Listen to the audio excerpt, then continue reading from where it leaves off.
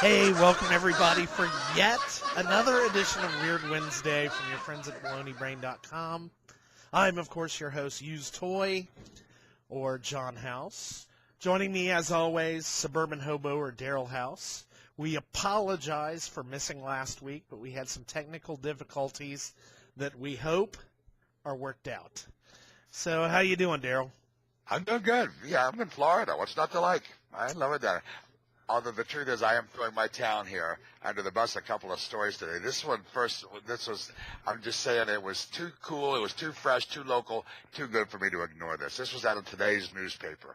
Yesterday in Dania, that's one of the towns that makes up greater Fort Lauderdale, a man was walking around dressed as a pirate. Now, the description says it was a pretty good Captain Jack Sparrow knockoff. He was dressed in black. He had a beard, a toy sword, and a pistol. Well, two of the men in the neighborhood thought he looked suspicious. They grabbed guns of their own, forced our pirate to the ground, held pistols to his head while threatening him, and waited for the police. Well, the police discovered there was no evidence of malice from the pirate, but the two neighbors are now facing charges of aggravated assault with a firearm and false imprisonment. Isn't that a little overzealous? I mean, pirates get no respect now. Yeah, no, it's a different world we live in, mate. Maybe they were in a movie, but it was rated R. Could have been rated R. All right. Well, let's see. I've got some fun stuff. Man accused of trading stolen $160,000 diamond for $20 of weed. I saw this. I almost did this one. Yeah, a former UPS employee stole a package that he thought had money in it. So when he found out it only had like this stone. Apparently, the stoner tried to trade the stone for the equivalent of 2 joints. I'm getting confused. The stoner and the stone, and yeah, he traded the diamond, for 2 joints. The diamond was later recovered, worth $160,000. Morrison was arrested September 16th on a felony theft charge, and now he is scheduled for arraignment October 1st. Hey, do you remember that old song years ago? I smoke 2 joints in the morning, smoke 2 joints at night. I smoke 2 joints before I smoke 2 joints. It makes me feel. You never heard this song, did you? I can tell by that. Oh, it was a funny kind of a parody of that islandy Jamaican-y sort of thing, but it was very funny, I thought. Did I have the deer in the headlights look? What are you talking about? The old people, did I leave the stove on look? It was a very funny song. In fact, I may dig it up and relearn it. I used to do that years ago. It's funny. Well, listen, one more out of Fort Lauderdale. I like this one. This is also just a couple of days ago. I saw this in the paper, and then it was still floating around in the news spheres. So a mom faces child abuse charges after police found her 5-month-old child in her vehicle's trunk during a traffic stop. What? Yeah. That's Mother of the Year right there. We should do something special for her, I'm sure. Police in South Florida said they tried to pull over the vehicle with 19-year-old Breonna Watkins, but she kept driving.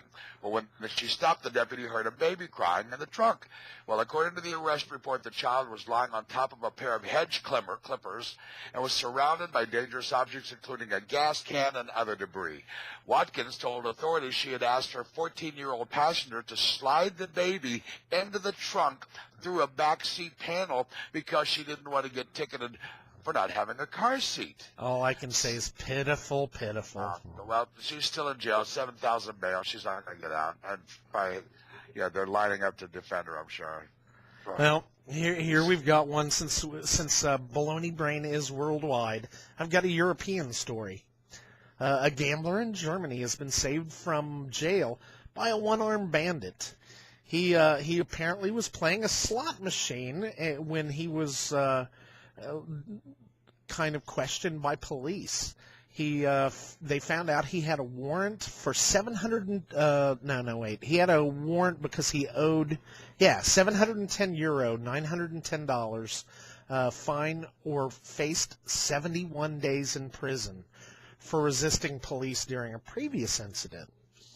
Well, while he was talking to the police, the slot machine started to flash, and the 37-year-old won a jackpot of €1,000, or about $1,300. So the man paid his fine on the spot in cash. Divine providence, if you ask me. Yeah, That's happy pretty ending. cool. Well, I wrote the other day about some friends of mine who went on a cruise. There'll be like over 100 of them altogether, and a lot of them were entertainers.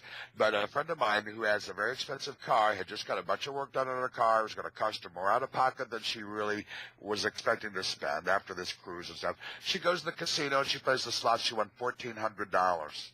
Nice. Yeah, it was a good thing. So.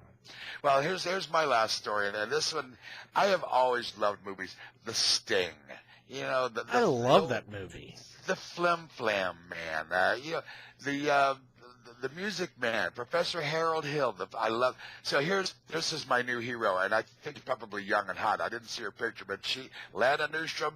You are my girl. I love 27-year-old artist Lana Newstrom says she is the first artist in the world to create invisible art. In this documentary, CBC Radio traveled to her empty studio to learn more about Lana and her unusual artistic process. According to Newstrom, just because you can't see anything doesn't mean I didn't put hours of work into creating a particular piece. What? Art is about imagination, and that is what my work demands of the people interacting with it. You have to imagine a painting or a sculpture is in front of you, says Newstrom. And Paul Rooney, who happens to be her agent, I believe she might be the greatest artist alive working today. When she describes what you can't see, you begin to realize that one of her invisible works can fetch upwards of $1 million, said Rooney. Well, I will certainly give her $2 million invisible dollars for her invisible artwork. So the price just went up on her stuff. Can you see me, Lana? I get you, girl. Well, my final story. A student passes out pot-laced lollipops. You know, one of the stories that was originally scheduled for last week was the pot-laced pizza sauce. Well, apparently that's not all they're making in California.